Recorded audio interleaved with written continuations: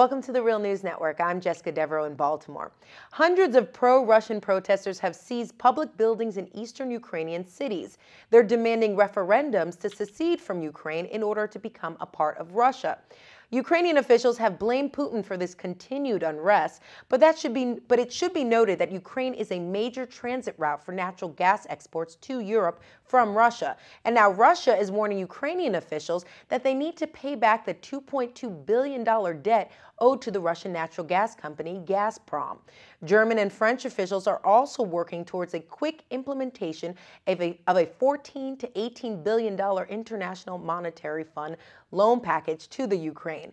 Now joining us to discuss all of this is our guest, Michael Hudson. Michael is a distinguished research professor of economics at the University of Missouri, Kansas City. He also taught in Latvia at the Riga Graduate School of Law, and his two newest books are The Bubble and Beyond and Finance Capitalism and Its Discontents. Thanks for joining us, Michael. Thank you very much, Jessica. So, Michael, in our previous interviews with you, you've been extremely critical of the IMF deal, and also now that we know what's happening to Ukraine, what's your assessment of what's really taking place in Ukraine? Well, on the surface, it's a financial war. And finance really is war by other means, the way it's being conducted today, because the objective of finance in Western Europe is the same as that of war. It wants to appropriate land, it wants to appropriate basic infrastructure, all the monopolies, and it wants to extract tribute, in this case, usually in the case of debt service. So what Europe wants is all of the property that the Ukrainian kleptocrats, the people who rule the country and have appointed themselves the leaders, have basically stolen when they registered the steel mills, the land, the factories, everything in their own name. And they've kept Ukraine one of the poorest countries in Europe, very low labor. And now the Western Europeans say, wait a minute, we want you in Ukraine to do what the Russians did. The Russians, like the Chinese, protected themselves against the West by making a deal with Western investors. They let Western investors come in and buy part of the raw materials, the land, the monopolies that they had. And that's given Western investors a stake in arguing against any move against Russia or China. The Ukrainian leaders were not that way. They wanted everything for themselves. They're in the most vicious war in Europe. And now Western Europe has come to them and said, okay, now we're going to make a deal.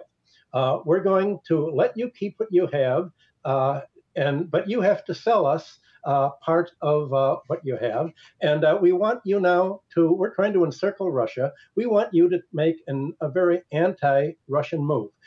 We want you to do, essentially, ban the Russian language from use in Latvia. Now, imagine Canada banning the use of French. You'd have Montreal and Quebec seceding and joining the United States. Imagine New York City and America banning the use of Spanish. What people don't realize in the press is that this banning of Russian has already been promoted in the Baltics. When I taught in Latvia, for instance, I wanted to invite a Russian economist to lecture at the Riga Graduate School of Law, where I taught, and at the Stockholm School of Economics in Riga. I was told by the rector that there was a law in Latvia making it illegal to give any class or a lecture in Russian in any public university, and that he and I could be put under arrest for even speaking Russian there. So the result is I had to go to one of the Russian non-public universities to have my friend come. So you've already had this anti-Russian move in other post-Soviet countries, and the Russian population there sort of accommodated themselves to it. They're not allowed to vote. They're apartheid states. Latvia, the Ukrainian leaders have been told by Europe, we want another apartheid state. We want you to make such a social war on the Russian speakers that's large of your population that Russia is going to do something intemperate. And and the first thing Russia has done, of course, is to say, wait a minute, if you've overthrown democratic leaders, we're going to do what you mentioned at the beginning of this cast. They're going to stop giving the special subsidies of gas prices that they'd been giving. Russia had been selling Ukraine gas far below the market rate in order to sort of carry Ukraine. Ukraine has always been sort of an economic burden for Russia. The Western press said that Russia has been raising its gas prices, but it hasn't really been raising them. It's been just lower, returning to the normal and removing the subsidy. Well, the IMF has already said that the first condition of the bailout loan to prevent Ukrainian currency from falling more is going to be to reduce the subsidy that the government has already been giving the people on gas prices. So this is what the IMF usually does in third world countries when it removes a subsidy for bread or for other things. It's removing the gas price. This is going to force Ukraine into a foreign exchange problem, quite apart from the debt problem.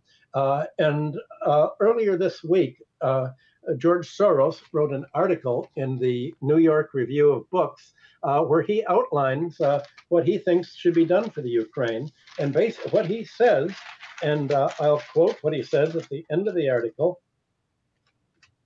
He says, Ukraine would encourage its companies, meaning its kleptocrats, to improve their management by finding European partners. In other words, the Ukrainian kleptocrats should sell out their companies or part ownership to the West. That's what Western Europe wants right now. This is a resource grab in the Ukraine, and it's a resource grab that goes hand in hand with a blame the Russians. Ukraine, as a result of the riots in the Western Ukraine, there's already a paralysis of the country. They're trying to blame the Ukraine's problems, the austerity that the West is basically imposing on the Ukraine. They're trying to blame it on Russia and fan anti-Russian feelings, not only in the Ukraine, but also in the Baltics. In Latvia, for instance, there's an election coming this fall. There's a whole argument between the Russian-speaking party, which is the largest party, the Harmony Center, and the neoliberal austerity parties, trying to free the Latvians from being tied to all of the bad debts from the real estate bubble that was created. There was a danger about a month ago, according to the pro-Westerners, that, wait a minute, the Latvians themselves are agreeing with the Russian-speaking party. They're agreeing that austerity is bad. They're agreeing that they should tax the landowners and tax the monopolists instead of taxing labor. And this frightened Russia because if you have just one country pushing for a progressive income tax, pushing for a progressive policy, it can spread. So what they did was step up their Cold War in the Ukraine in order to frighten all of Central Europe about the Russian threat. And already you can see in Latvia, Lithuania, and Estonia worry that Russia is going to invade. There is no need whatsoever for the Russians to invade. There is no tension at all. And yet the Western press is making it appear as if they're Russians massing on the Baltic borders. Well, that's like America saying there are Canadians massing on our northern borders. Of course they're massing there because they live there. Same thing with Mexico. The Mexicans aren't massing on our southern border. That's where they live. There's an amazing anti-Russian hypocrisy in the American press, making Russia appear as if somehow it's the aggressor in all this case, when what it's trying to do is prevent this apartheid state that's being created on the part of the Western Ukraine against the Russian speakers, against Sevastopol, against Donetsk Basin, and the agricultural lands. These are the lands essentially that the Western Europeans decide that they want to take over and they want to appropriate to make the Ukrainian kleptocrats behave the same way kleptocrats in other countries have done. Sell part ownership to the West and make a partnership for the West to come in and then tighten the screws in the kind of class war that austerity has become in Central Europe. All right, Michael Hudson, very interesting analysis. Thank you for joining us. Thank you. And thank you for joining us on the Real News Network.